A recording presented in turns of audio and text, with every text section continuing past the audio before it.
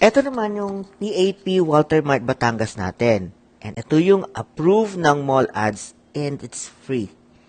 Okay, so ito, yung sa parking, approve yan. Ito, which is meron na tayo, pero nagpadagdag pa rin ako. Etong Cube Ads, which is approved na rin.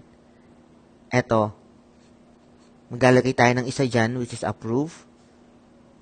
Yan. And then, ito naman, yung mga may payment. Okay? May payment to, pero nilalakad ko, ito may mga payment sila, na i-X-deal na lang.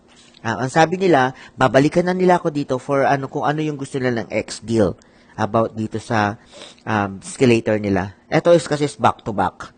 So, maganda rin siya. Yan. Thank you.